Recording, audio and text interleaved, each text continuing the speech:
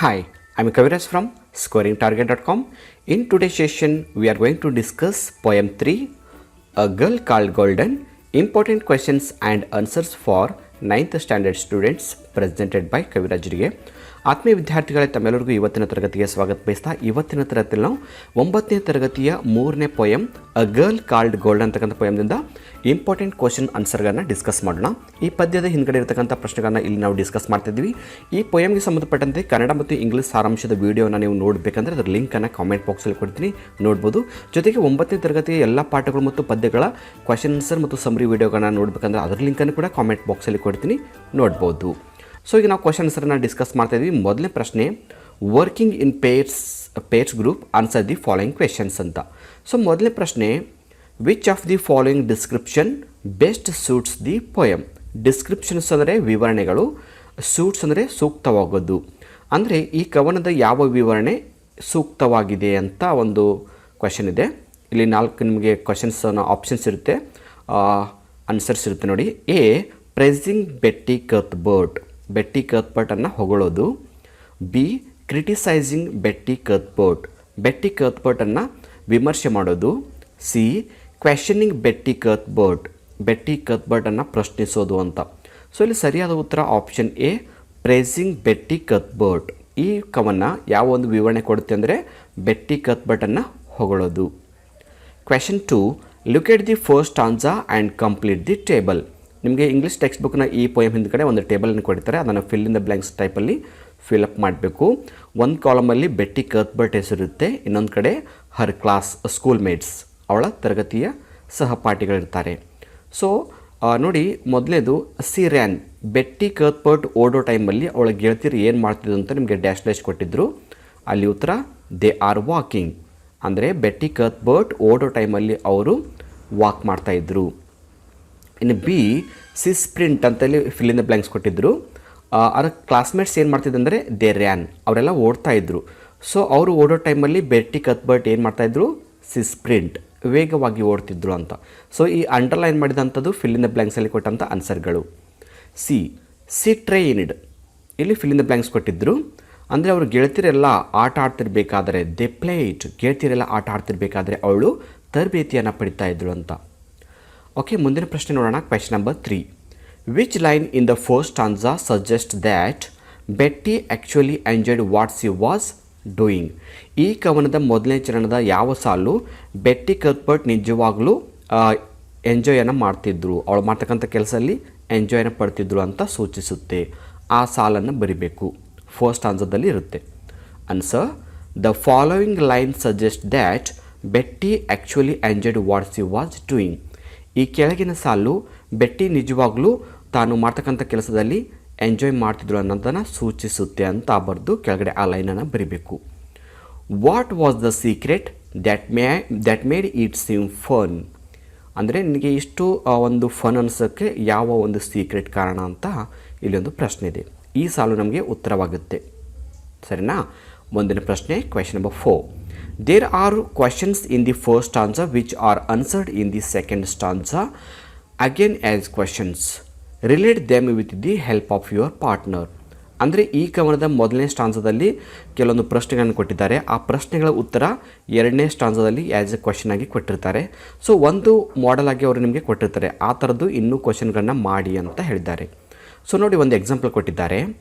Y did you run when your schoolmates were walking ಅಂತ. ಇದು ಮೊದಲನೇ ಸ್ಟಾನ್ಜಾದಲ್ಲಿ ಬರ್ತಕ್ಕಂಥ ಒಂದು ಲೈನ್ ಕೊಟ್ಟಿದ್ದಾರೆ. ಈ ಪ್ರಶ್ನೆಯ ಉತ್ತರ ಸೆಕೆಂಡ್ ಸ್ಟಾನ್ಜಾದಲ್ಲಿ ಇರುತ್ತೆ.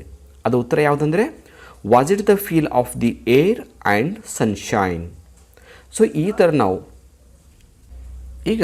ಇದೇ ಥರ ಏನು ಮಾಡಬೇಕಂದ್ರೆ ಮತ್ತೆ ನಾವು ಪ್ರಶ್ನೆ ಮತ್ತು ಉತ್ತರವನ್ನು ಮಾಡಬೇಕು. ಮೊದಲನೇ ಸ್ಟಾನ್ಜಾದಿಂದ ಪ್ರಶ್ನೆ, ಎರಡನೇ ಸ್ಟಾನ್ಜಾದಿಂದ ಆನ್ಸರ್. ನೋಡಿ, ಒಂದು ಆನ್ಸರನ್ನು ಕೊಡ್ತೀನಿ. ಮೊದಲನೇ ಸ್ಟಾನ್ಜಾದಿಂದ, why did you sprint if they had started to run. ನಿನಗೆ ಹೇಳ್ತಿರಲ್ಲ ಓಡ್ತಿರ್ಬೇಕಾದ್ರೆ ನೀನು ಯಾಕೆ ವೇಗವಾಗಿ ಓಡ್ತಾ ಇದೆಯಾ ಅಂತ ಒಂದು ಪ್ರಶ್ನೆ ಇದೆ. ಸೊ ಸೆಕೆಂಡ್ ಸ್ಟಾನ್ಜಾದಿಂದ ಒಂದು ಆನ್ಸರ್ ಬರೆಯೋಣ. Was it the steer of the breeze in your hair. ಅಂದರೆ ತಂಗಾಳದಿಂದ ನಿನ್ನ ಕೂದಲು ಕದಡಿದ್ದೇ ಕಾರಣವಾ ಅಂತ ಒಂದು. ಓಕೆನಾ? ಇನ್ನೊಂದು ಬರಿಬೋದು. ಫಸ್ಟ್ ಅಂತಂದರೆ ಇನ್ನೊಂದು line, why did you train while others were playing, ನಿನ್ನ ಗೆಳತಿಯರೆಲ್ಲ ಆಟ ಆಡ್ತಿರ್ಬೇಕಾದ್ರೆ ನೀನು ಯಾಕೆ ತರಬೇತಿಯನ್ನು ಪಡಿತಾ ಇದ್ದೀಯಾ ಅಂತ. ಇದು ಮೊದಲನೇ ಸ್ಟಾಂಜದಿಂದ ಒಂದು ಪ್ರಶ್ನೆ. ಸೊ ಉತ್ತರವನ್ನು ಎರಡನೇ ಸ್ಟಾಂಜದಲ್ಲಿ ಸಿಗುತ್ತೆ. Was it because you had courage to spare, ನಿನ್ನ ಹತ್ತಿರ ಧೈರ್ಯ ಇದೆ ಅಂತ ಈ ಥರ ಮಾಡ್ತಿದ್ಯಾ ಅಂತ ಒಂದು. ಸೊ ಈ ಥರ ನಾವು ಆನ್ಸರನ್ನು ಬರೀಬೇಕು. Next question number 5, what made the coach recognise that Betty was special.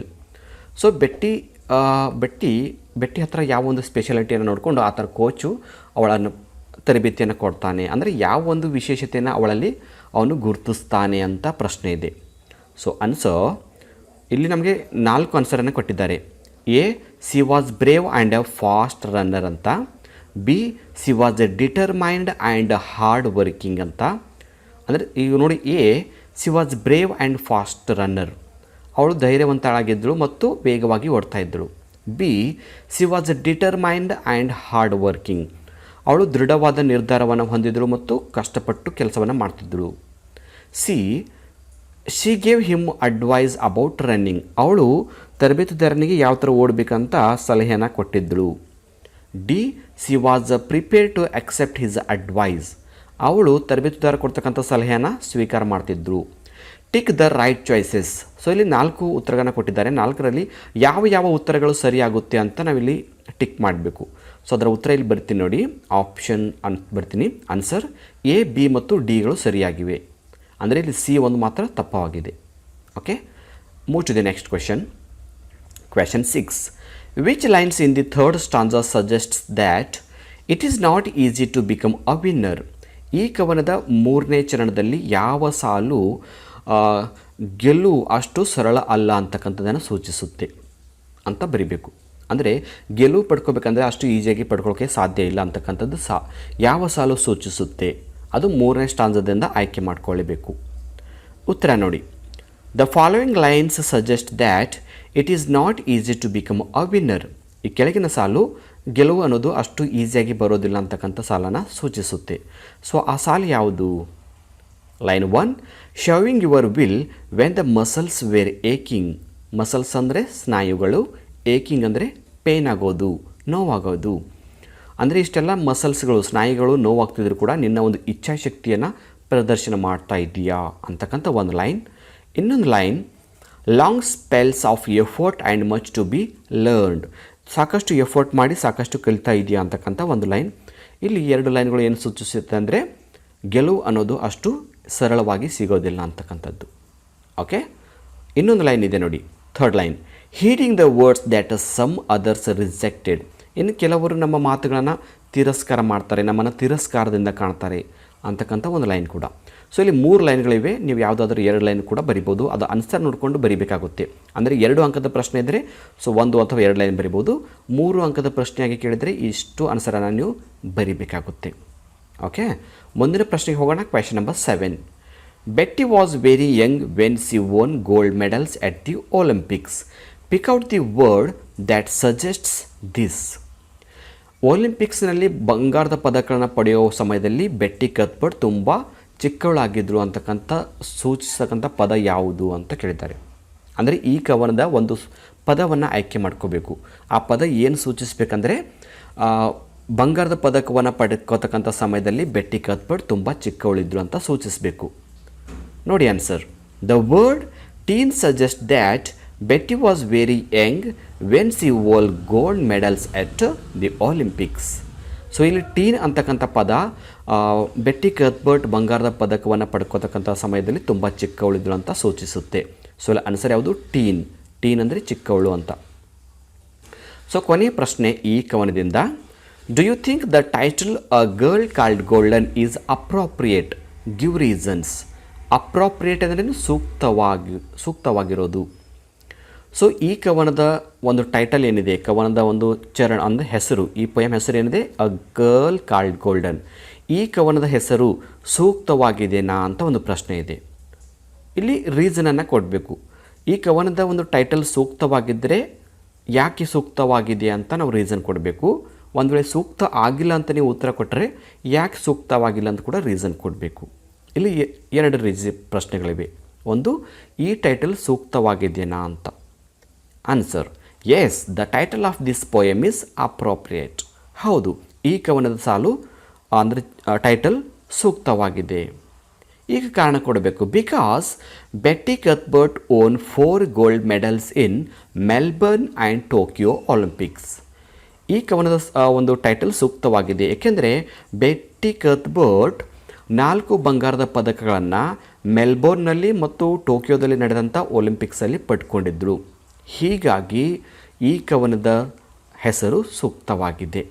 Okay ಆತ್ಮೀಯ ವಿದ್ಯಾರ್ಥಿಗಳೇ, ಇಲ್ಲಿವರೆಗೆ ಈ ಕವನದಲ್ಲಿ ಬರ್ತಕ್ಕಂಥ ಇಂಪಾರ್ಟೆಂಟ್ ಕ್ವಶನ್ ಆನ್ಸರ್ಗಳನ್ನು ಡಿಸ್ಕಸ್ ಮಾಡಿದ್ದೀವಿ. ಈ ಕವನದ ಸಂಬಂಧಪಟ್ಟಂತೆ ಮತ್ತು 9ನೇ ತರಗತಿಯ ಎಲ್ಲ ಪಾಠಗಳು, ಎಲ್ಲ ಪದ್ಯಗಳ ಸಾರಾಂಶ, ಕ್ವಿಜ್ ಮತ್ತು ಕ್ವಶನ್ ಆನ್ಸರ್ಗಳನ್ನು ನೀವು ಸ್ಟಡಿ ಮಾಡಬೇಕಂದ್ರೆ ಅದರ ಲಿಂಕನ್ನು ಕಾಮೆಂಟ್ ಬಾಕ್ಸಲ್ಲಿ ಕೊಡ್ತೀನಿ, ನೋಡ್ಬೋದು. ಮತ್ತು ಇವತ್ತಿನ ಈ ವಿಡಿಯೋ ಇಷ್ಟ ಆದರೆ ಒಂದು ಲೈಕ್ ಮಾಡಿ ಮತ್ತು ಈ ವಿಡಿಯೋನ ಎಲ್ಲ ಫ್ರೆಂಡ್ಸ್ ಗ್ರೂಪಲ್ಲಿ ಶೇರ್ ಮಾಡ್ಕೊಳ್ಳಿ ಅಂತ ಹೇಳ್ತಾ ಇವತ್ತಿನ ಕ್ಲಾಸನ್ನು ಇಲ್ಲಿಗೆ ಎಂಡ್ ಮಾಡ್ತಾ ಇದ್ದೀನಿ. So thank you all for watching the video. If you like the video, subscribe to our channel to get more videos. Thank you all.